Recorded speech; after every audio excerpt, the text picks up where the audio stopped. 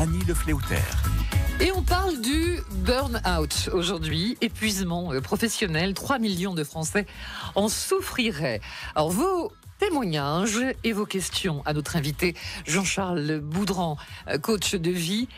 Si vous vous sentez épuisé, débordé, comment en sortir, retrouver les ressources nécessaires, parce que le burn-out peut nous emmener très loin avec des conséquences très graves. Hein. Ah oui, très lourdes dans certains cas. Alors, quelle place le travail prend-il dans votre vie? Vous vous sentez débordé? Vous avez l'impression qu'on vous en demande de plus en plus? Au contraire, vous avez décidé, vous avez peut-être pris en cette rentrée de septembre, de bonnes résolutions, laisser le travail, ne pas l'emmener à la maison, débrancher les téléphones, ne plus lire les mails pendant le week-end ou les vacances. Vous avez peut-être, on attend vos témoignages aussi, changé d'orientation professionnelle. Vous gagnez moins votre vie, mais vous êtes plus heureux. Le travail et vous, on en parle aujourd'hui dans Les Experts. Jean-Charles Boudran vous répond 02 35 07 66 66. À tout de suite. Grâce à vous, France Bleu est la radio numéro 1 en Normandie. Merci à vous tous. France Bleu. Les Experts, 9h-10h, Annie Le Fléautaire. 9h10, les experts et le burn-out. Vos questions, vos témoignages.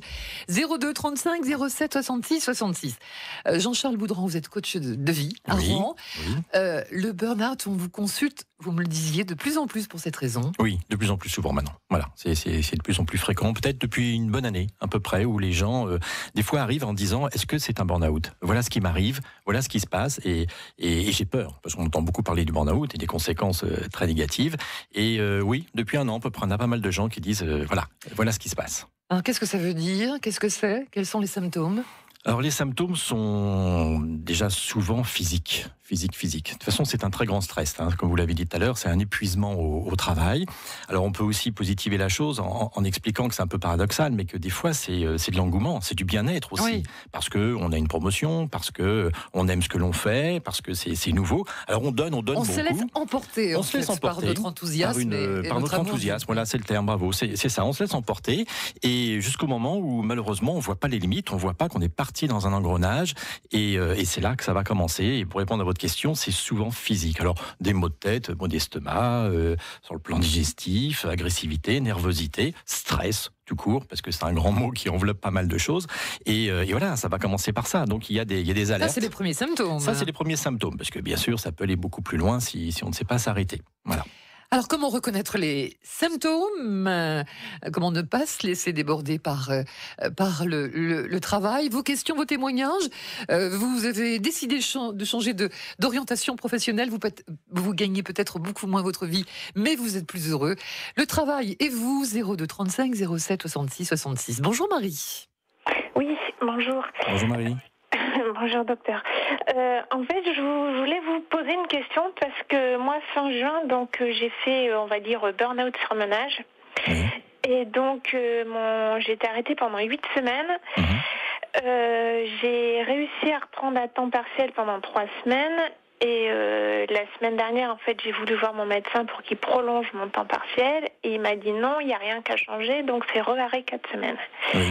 Et en fait, je ne suis pas du tout d'accord, on va dire, avec sa décision, parce que du coup, chez moi, je tourne en rond. Oui, bien sûr. Et du coup, le travail, même si c'est dur, ça m'aide quand même à penser à d'autres choses. Et je ne sais pas du tout quels moyens j'ai. Donc, ce que j'ai compris, il veut absolument que je vois le médecin du travail. Et le médecin du travail est plus que débordé. Et du coup, je l'ai vu ni à l'embauche, ni pour la reprise. Et j'avoue que je ne sais plus sur quel pied danser. Oui, mais Si le médecin du travail est lui-même débordé. Oui, voilà. Et en burn-out, ça veut peut-être dire quelque chose. Oui. Pardon Marie de vous demander cela, vous n'êtes pas obligée de répondre, mais quel métier faites-vous et quels ont été les premiers symptômes? Alors, mon métier exact, je ne vais pas vous le dire parce que, déjà, je comprends, pour pas qu'on me reconnaisse. Oui. En fait, je fais un métier où chaque jour, il y a beaucoup de kilomètres. D'accord. Donc, une fatigue physique. Beaucoup de temps passé dans les... Il y a beaucoup de kilomètres et un planning très chargé. D'accord. Alors, pour répondre à votre question un petit peu en partie, il est certain que des fois, de rester à la maison, c'est pire. Donc, alors je ne vais pas remettre en cause l'idée ou ce qu'on a pu vous répondre, mais il est important de trouver aussi d'autres facteurs. Moi, je reviens juste en tant que coach, je reviens sur une chose que vous avez pu dire, qui est de se dire, pour oublier, je suis mieux au travail. Donc moi, mon métier consiste aussi à dire, mais quels sont les autres problèmes? Alors bien sûr, on ne va pas parler de vos problèmes là tout de suite, mais ce que je veux dire, c'est qu'il faut essayer de soigner. Je vous donne un exemple. On me consulte souvent pour un surpoids, des kilos. On cherche aussi ce stress, ces fameux kilos émotionnels. Oui, mais ça peut être le contraire. Ça peut être le contraire, qui est de dire, voilà, j'ai besoin de maigrir ou j'ai besoin de regrossir. Alors qu'en réalité, on va chercher peut-être un peu plus, pas sur le plan médical, mais sur le plan psychologique, quels sont les troubles qui font que. Vous voyez ce que je veux dire?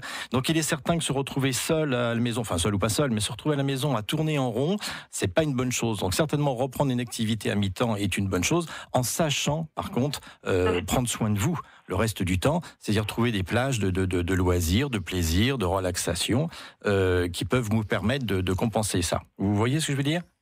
Oui, mais ça j'essaie déjà de le faire. Enfin, toutes les personnes que je croise me disent, il faut que tu prennes soin de toi. Voilà. Même ma banquière, la semaine dernière, m'a dit, il faut prendre soin de vous. Me dit, si même la banquière me le dit, ça commence à devenir grave. C'est bien. Bon, c'était sympa de sa part, mais je me suis dit... Est-ce que vous avez l'impression de savoir prendre soin de vous? Sans rentrer dans les détails, mais c'est pas évident, quoi. Non, c'est à ça que l'on sert justement, c'est d'essayer de trouver les moments, les choses qui peuvent vous faire du bien. Et souvent, quand on est dans le surmenage comme ça, on a le sentiment d'avoir le temps de rien faire. Voilà. Donc il y a un déclic à avoir, qui est de se dire, je vais commencer une activité ou je vais faire après tout des choses que j'aime et que j'avais plus le temps de faire. C'est cette compensation-là. Mais c'est les 4 semaines d'arrêt qui vous font peur, si j'ai bien compris. Ouais. Ah oui, non, là, moi, j'étais pas du tout pour du. Oui. Donc du coup, j'ai repris rendez-vous. Demain, je vais essayer d'aller parlementer, de défendre mon beefsteak, quoi. Vous avez raison. Mais ce que j'ai compris, c'est que ma place peut aussi être plus ou moins menacée. Mais ça peut être aussi le chantage aussi, ça. Donc le danger il est là. Du coup, c'est super dur parce que moi, honnêtement, là, je le vis très mal cet arrêt. J'ai l'impression que je suis punie. Je suis pas ni au bord du suicide, ni voilà. Heureusement. Et une question rapide comme ça, ou du moins une réflexion peut-être à avoir, il n'y a pas moyen de pallier ces fameux kilomètres qui sont l'élément déclencheur, si j'ai bien compris, de ce mal-être? Non, parce que chaque jour, je suis sur une vie différente. D'accord, ok. Restez avec nous jusqu'à la fin de l'émission, écoutez-nous, parce que peut-être que vous trouverez des solutions dans d'autres témoignages. Voilà, Marie, mais bon courage, effectivement, prenez soin de vous. Un arrêt de maladie, si on vous l'a donné, c'est pas une punition, Oui. Franchement, bon. Je vous souhaite bon courage, en tout cas. Merci beaucoup. Bonne journée. Je peux me raccrocher. Oui. Vous raccrochez, mais vous restez à notre écoute. Oui, D'accord. Il y a la radio à côté, vous tracassez pas. Et peut-être consulter aussi, parler de tous ces problèmes. Oui, mais je vois tout ce qu'il faut. Enfin, je vois la psychologue. Ah oui, d'accord. Vous êtes bien entouré. Ma planète, quoi. Bon, d'accord. Merci Marie pour votre témoignage et bonne journée au Havre. À bientôt. On parle du burn-out aujourd'hui. Vos questions et vos témoignages. Jean-Charles Boudran, notre invité jusqu'à 9h45. Les experts, 9h-10h, Annie Le Fléauter. Jean-Charles Boudran, coach de vie à Rouen, est notre invité ce matin pour parler du burn-out. On en parle beaucoup. Alors, c'est l'épuisement professionnel. Plus de 3 millions de Français seraient au bord du burn-out. Alors, vous avez connu cette maladie. Venez témoigner. Ça pourra donner courage et espoir aux autres, comme à Marie à l'instant, qui nous appelait du Havre. Le boulot prend trop de place dans votre vie ou dans la vie de votre partenaire. C'est souvent l'entourage qui s'en rend compte, peut-être, Jean-Charles. Oui, bien sûr, c'est les premières alertes. Et c'est pour ça qu'il faudrait essayer d'écouter un peu les gens qui sont autour de nous. Les gens ça peut être un conjoint, ça peut être des enfants, des parents qui vous disent attention, là, t'es comme ci, t'es comme ça, t'es très nerveux, ou je te sens plus agressif, ou tu communiques plus, parce que des fois on communique plus. Donc voilà, c'est des signaux d'alerte. Maintenant, on n'écoute pas toujours non plus les gens qui sont autour de nous. Le partenaire ou qui rentre trop tard, qui part trop tôt, qui reste de longues heures sur l'ordinateur. Tout à fait. C'est un peu français, ça. On a toujours besoin des fois de justifier du temps. Si on a des responsabilités, il faut passer du temps. Dans d'autres pays européens, d'ailleurs, tout proches, on se rend compte que non, c'est pas cette philosophie-là. Donc il y a toujours un peu ce côté où on a besoin de se justifier. J'ai des responsabilités, je passe du temps. Il faut faire attention. Paulette, bonjour, à Val-de-Sanne. Oui, bonjour. Bonjour, Paulette. Bonjour, docteur. Attention, Jean-Charles Boudran est coach, voilà. et coach pas médecin. Et hypnothérapeute et pas médecin. Voilà. Donc voilà. D'accord. Alors moi, je vous téléphone. J'ai mon fils qui travaille sur Paris dans un très très grand magasin important. Je ne pourrais pas dire le nom. Et alors, il est stressé. C'est d'agressivité. Continuellement, on est derrière lui. Si bien que quand arrive le week-end, il se sent détendu. Mais dès que le dimanche soir, il sent qu'il repart, que ça va recommencer. Oui. C'est insupportable et ça fait des années que ça dure. Oui. Alors peut-être c'est exactement ce qu'il peut faire. Voilà, c'est exactement ce que l'on disait. Alors déjà, ce que vous pouvez faire, sauf il faut encore qu'il accepte de vous écouter. Voilà les alertes. On en parlait à l'instant avec Annie. Voilà les premières alertes. C'est-à-dire que vous constatez qu'il a une attitude, j'ai envie de dire que le vendredi soir, il arrive très stressé. Et heureusement, il sait quand même décompresser le week-end, c'est bien. Mais dès qu'arrive dimanche soir, l'idée de reprendre le travail. Alors, c'est prendre soin de lui, comme on le disait il y a quelques minutes avec Marie. C'est-à-dire une prise de conscience. Je peux que vous conseiller de lui dire qu'il consulte. D'ailleurs, ce mot consultation, consulter, il fait peur. Des fois, il faut que je consulte. C'est tout simplement aller voir quelqu'un dont c'est le métier et lui dire, voilà, aujourd'hui, ça m'échappe un petit peu. Qu'est-ce que je dois faire? Je viens prendre conseil. Mais est-ce qu'il a des loisirs pour oublier ce stress du travail que là, il ne se met pas lui-même? Apparemment, c'est vraiment un problème relationnel avec la direction, si j'ai bien compris. Hein. Mais est-ce qu'il n'a pas de loisirs? C'est de partir avec sa moto le dimanche après-midi, d'aller se changer les idées. Et c'est tout. Voilà. C'est déjà pas mal. C'est déjà pas mal, c'est ce que j'allais dire, c'est déjà pas mal. Pardon, excusez-moi. Moi, je ne peux pas le conseiller. Je suis sur la Seine-Maritime et lui, il est sur Paris. Et je lui ai dit, va voir un psychologue, c'est quelque chose. Mais non, il me dit, qu'est-ce que ça servira à rien, ça recommence. Continuellement. Oui, bien sûr. Alors ça, c'est toujours l'éternel problème. Alors psychologue, ou enfin des fois, c'est aussi un vocabulaire qui peut faire peur. Mais dites-lui vraiment qu'il aille voir quelqu'un. Vous savez, aujourd'hui, enfin moi, ce que je fais déjà quand les gens m'appellent, j'essaie d'avoir une conversation d'un quart d'heure, 20 minutes, pour expliquer déjà ce que va être ce rendez-vous. Après, ça le laisse libre d'y aller ou pas. Ce que je veux dire, c'est que souvent, ce qui fait peur, c'est la première démarche. On a toujours peur de ce qu'on ne connaît pas, et le fait de se dire, je vais aller voir un coach, je vais aller voir un psy, qu'est-ce qui va se passer, qu'est-ce qu'il va me dire. Qu'il téléphone, qu'il appelle en disant, voilà les grandes lignes de mon souci. Comment est-ce que vous pouvez m'aider? Et là, il aura des réponses et après, il aura peut-être le déclic d'aller consulter. Et puis, dernière petite chose, souvent, une maman, un papa ou un très proche n'est pas de bon conseil. Enfin, du moins, on ne le perçoit pas comme un bon conseil. Peut-être qu'il se dit, ma maman est stressée pour moi et c'est normal, mais j'ai envie de dire, quelque part, vous pouvez peut-être pas l'aider. Et vous lui rajoutez peut-être de l'inquiétude en vous inquiétant pour lui, quand on a envie de protéger sa maman. Voilà. Ne culpabilisez pas surtout, mais peut-être qu'effectivement, il sent qu'il vous stresse ou qu'il vous met mal à l'aise. Oui, c'est très difficile à vivre. Voilà, d'où l'intérêt de consulter quelqu'un d'extérieur au milieu familial. C'est important. Hors antenne, peut-être pourriez-vous me donner un numéro Bien sûr. Voilà. Je vais vous repasser Magali, d'accord? Elle va vous donner les coordonnées. Attention, pas docteur. Hein. Oui, pas docteur. Jean-Charles Boudran, coach et hypnothérapeute. D'ailleurs, est-ce que l'hypnose peut aider à surmonter le stress au travail? Oui, tout à fait. On fait de plus en plus, je fais de plus en plus de l'hypnose conversationnelle. Donc, en quelques mots, c'est simplement une situation, un protocole où on vous met dans une situation de relaxation assez importante. Et là, on a un échange. Donc, c'est pas uniquement l'hypnose avec le coach qui parle, c'est un échange et on peut même déjà aborder des sujets au jour le jour. Moi, j'ai des gens qui arrivent en disant, je suis un petit peu travaillé en ce moment par ça, j'aimerais qu'on en parle. Et en réponse, bien sûr, c'est une très bonne chose, l'hypnothérapie pour, j'insiste, sur l'hypnothérapie et pas l'hypnose spectacle. Vous êtes débordé par le travail, vous avez l'impression de toujours devoir en faire plus, de ne plus vous en sortir, ce qui pose des problèmes d'ailleurs dans votre vie de famille ou dans votre vie de couple. Vous avez en revanche, ou au contraire, pris de bonnes résolutions en cette rentrée, débrancher le téléphone, ne plus lire vos mails pendant les week-ends, les jours de repos. Ça, c'est vrai qu'on en parle beaucoup, ça a aggravé les situations de stress professionnel, les nouvelles technologies. Bien sûr. C'est pratique. On croit qu'on gagne du temps, mais... on devient accro. Voilà, on devient accro. Au contraire, on veut aussi des témoignages positifs. Vous êtes sorti de ce burn-out et le travail, c'est votre vie, votre équilibre. 02 35 07 66 66, c'est Magali qui vous accueille. Les experts, 9h-10h, Annie Le Fléautaire. Le stress professionnel, le burn-out, de plus en plus de Français en souffrent. Est-ce qu'il y a des secteurs d'activité plus touchés que d'autres? Non, tous les secteurs. Tous les secteurs. Vraiment tout le monde. Donc ce ne sont pas forcément, il ne faut pas dire que c'est le patron qui met la pression, que c'est la société, pas toujours. Ça l'a été dans certains cas, on se rappelle du cas France Télécom. Mais c'est parfois nous qui nous mettons la pression, qui ne savons pas décrocher, débrancher.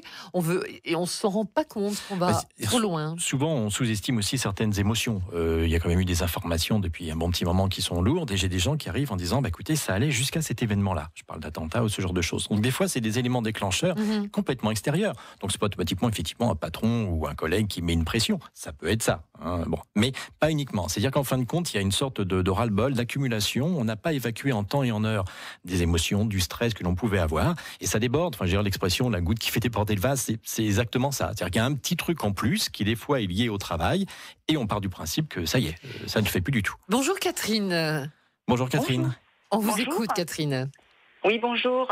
Voilà, je voulais appeler pour dire que j'avais eu aussi un burn-out il y a un petit moment. Ça avait bien joué sur ma santé. J'ai eu une paralysie, même du côté gauche, qui me gêne encore maintenant, mais je fais attention à moi. J'étais voir un hypnotiseur. Une fois, j'avais appelé chez vous et vous m'aviez donné un nom, donc j'ai été le voir et ça m'a fait beaucoup de bien. Maintenant, j'essaie de faire aussi attention à certaines personnes aussi, de plus être non plus, surtout je suis pas mauvaise, mais ne plus prendre un peu les gens.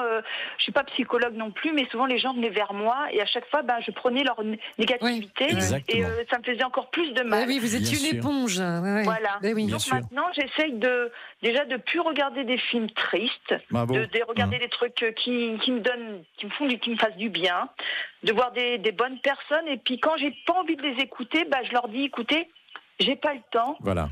Et je m'en vais. Je ne veux plus les écouter. Donc maintenant, je fais attention à moi et à mon corps. Vous avez trouvé les ressources. Ma question, c'était surtout comment vous en êtes arrivé là, ce burn-out comment le métier vous a amené jusqu'à cet épuisement, jusqu'à vous déclencher une paralysie quand même. Oui, j'ai travaillé beaucoup parce que j'étais toute seule avec mes 2 enfants. Ouais. Et puis, je voulais pas faire de crédit, donc j'ai travaillé du lundi au lundi. Et puis, je suis tombée dans une entreprise qui était très chic, mais à l'intérieur était très néfaste. Donc, j'ai eu du harcèlement pendant plus de 6 mois, mais comme il fallait que je donne à manger à mes enfants, je suis restée. Bien sûr. Et puis, et je savais plus si c'était de ma faute, vraiment. Ou si je faisais quelque chose de mal. Mais les gens me disaient non, c'était pas toi, parce que cette personne-là faisait du mal depuis des années, mais elle n'avait pas de conséquences. Alors ce que dit Catherine, c'est très important, Annie, parce que bravo déjà, parce que vous avez tout compris. La première chose d'abord, c'est qu'on tombe des fois dans une sorte de culpabilité en se disant mais ça vient de moi, si rien ne marche, ça vient de moi, alors que c'est faux. Et en même temps, la deuxième chose que vous avez pu dire tout à l'heure et qui est très intéressante, c'est de prendre le recul aussi sur des événements, sur par exemple filtrer certains films qui sont pas toujours drôles et qu'on n'est peut-être pas prêt à regarder, même si ça reste un film, faire très attention aux informations et faire attention aussi aux gens qui sont autour de nous, quand on le peut, bien sûr, qui sont, on va dire, peut-être un peu négatifs, qui nous tirent vers le bas. Ce que je veux dire, c'est quand on a la pêche, quand on a une belle énergie, on est prêt à supporter quelqu'un qui ne va pas bien. À partir du moment où soi-même, on est déjà un peu fragilisé, ces gens-là peuvent très bien venir nous faire plonger un peu plus. Bon, merci Catherine. Il y a beaucoup de monde, donc je vais donner la parole à Marc tout de suite, sans plus tarder. Marc, bonjour à Pont-Saint-Pierre. Bonjour Marc. Bonjour Anne. Bonjour monsieur. Bonjour. Bien voilà, moi je suis en arrêt depuis maintenant 3 ans. Après un burn-out. Alors, comment c'est venu ? Anne a un petit peu raison, en sachant que ce que je ressentais, c'était un besoin de reconnaissance par rapport à une mission qui m'avait été donnée. Et puis, comment ça arrive ? Eh bien, c'est être obligé d'être sur une tâche, de ne pas pouvoir l'accomplir, et ça empire de pire en pire. Donc la culpabilité, la volonté de vouloir être parfait. Voilà. Et le pire, c'est de ne plus pouvoir dormir au fur et à mesure du temps, sans apercevoir, et ça va jusqu'à la tentative de suicide. Oui, ça peut aller jusqu'à là. Où en êtes-vous aujourd'hui, Marc ? Alors aujourd'hui, je suis toujours sous traitement, je suis sous analyse d'un psychiatre, puisqu'il y a eu une hospitalisation et autres, et j'ai encore du mal et je stresse énormément devant certaines tâches. Oui. Hein. Par exemple, la chose la plus importante pour moi, ça a été l'abandon de lecture. J'étais un homme qui lisait beaucoup, et du jour au lendemain, je n'ai pas pu. Il n'y a plus l'envie. Oui, il n'y a plus l'envie. C'est caractéristique à la dépression. C'est la dépression. Bien sûr. Plus envie de rien. Est-ce que la culpabilité, au bout de 3 ans, s'efface un petit peu? Est-ce que vous vous sentez mieux par rapport à ça ou pas? Elle s'est effacée, mais elle se retrouve dans une autre façon. C'est-à-dire que je culpabilise, par exemple, d'être de vivre aux dépens des autres. Hein. D'accord, ok. Hein. Donc, elle s'est déplacée. Vous avez des envies de reprendre le travail? Un travail? Non, du tout. Du tout. Si, un travail, oui.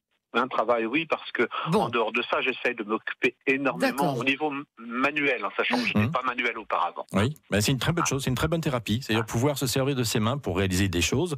Et des fois, ça passe, j'ai envie de dire, par une activité, je sais pas, la poterie ou quoi que ce soit, où là, on finit par déstresser et des fois trouver d'ailleurs une nouvelle activité. Exactement. Un vrai changement. Bien. Merci beaucoup, Marc. Merci, Marc. Bon courage, vous restez à notre écoute, bien sûr. Et on parle du burn-out aujourd'hui avec Jean-Charles de Boudran, coach de vie et hypnothérapeute. Alors, vos questions, vos témoignages aussi, peut-être un témoignage positif, on en a eu déjà avec Catherine qui s'en est sortie, et Marc qui est sur le point. Et puis peut-être vous, le travail, le travail c'est votre vie, votre équilibre, ou alors vous avez complètement changé d'orientation professionnelle, vous gagnez peut-être moins d'argent, mais vous êtes plus heureux.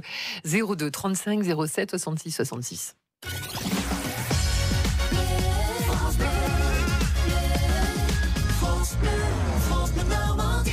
Les experts, 9h-10h, Annie Le Fléauter. Et on parle du burn-out aujourd'hui avec notre invité Jean-Charles Boudran, coach de vie et hypnothérapeute à Rouen. Bonjour Brigitte. Brigitte à Pitre. Soyez les bienvenus. Oui, Brigitte, bonjour. Bonjour Brigitte. On vous écoute. Donc oui, je disais que j'étais en burn-out. En fait, ça fait 1 an que je suis traitée par un psychologue qu'il ne faut pas hésiter à changer si ça ne va pas.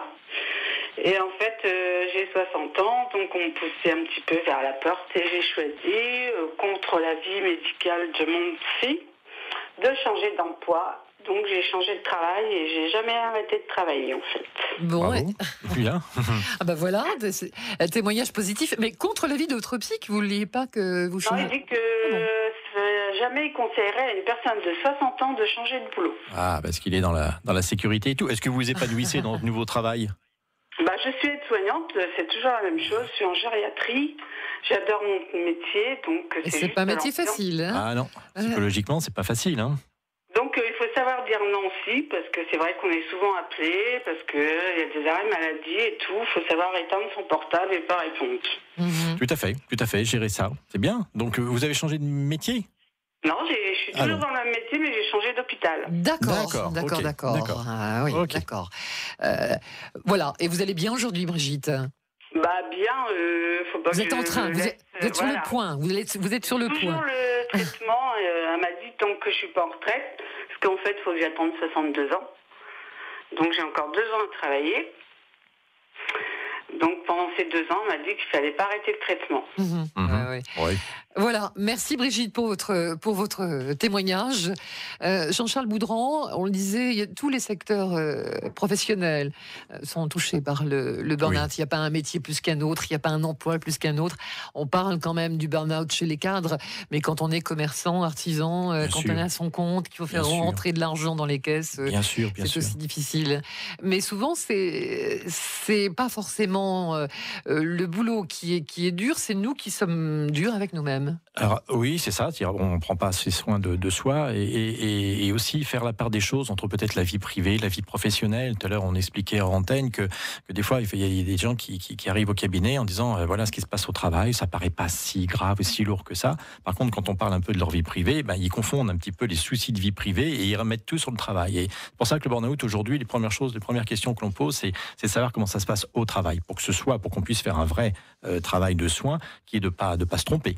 C'est pas automatiquement la suractivité ou de pas savoir dire non au travail qui fait que. Donc c'est surtout ça. C'est pour ça que le conseil que je pourrais donner, c'est parler, communiquer, voyez, et puis après, prenez la distance, le recul qu'il faut. Mais il faut prendre soin de soi. Alors c'est vrai que c'est quelque chose dont on entend beaucoup parler aujourd'hui, le lâcher-prise et compagnie. Il faut se connaître. Moi, ce que je constate surtout, c'est que beaucoup de gens ne se connaissent pas. Ils ne savent pas véritablement ce qui peut leur faire du bien, en dehors du fait de dire, tiens, si je pouvais, je partirais 8 jours en vacances. On ne peut pas toujours partir, mais au jour le jour, moi, je prends souvent l'exemple du sas, qui est de se dire, voilà, je rentre dans un sas, je ferme la porte, par exemple, du travail, et j'ouvre une nouvelle porte qui est celle de la vie privée, de la maison et autres. Et de savoir fermer ça, parce que sinon on mélange tout. Vous savez, souvent, c'est un peu l'épée Damoclès qu'on a au-dessus de la tête, c'est-à-dire que ce sentiment qu'on est débordé et on n'arrive plus à faire le ménage, vous voyez, au sens presque propre du terme. C'est-à-dire que c'est un peu le bazar partout. Et c'est ce qui nous fait plonger. Il nous fait rentrer dans une culpabilité qui est de dire que soit au travail, à la maison ou n'importe où, je suis mauvais. Et là, ça devient dangereux. Vous parlez de moi alors. Sûrement pas. Ce sera la conclusion. Merci beaucoup, Merci Jean-Charles Annie. Baudran. Les experts, 9h-10h, Annie Le Fléautaire. Et c'est une émission que vous pouvez bien sûr réécouter sur francebleu.fr. On laisse bien sûr votre contact à France Bleu. Merci Jean-Charles et à très bientôt.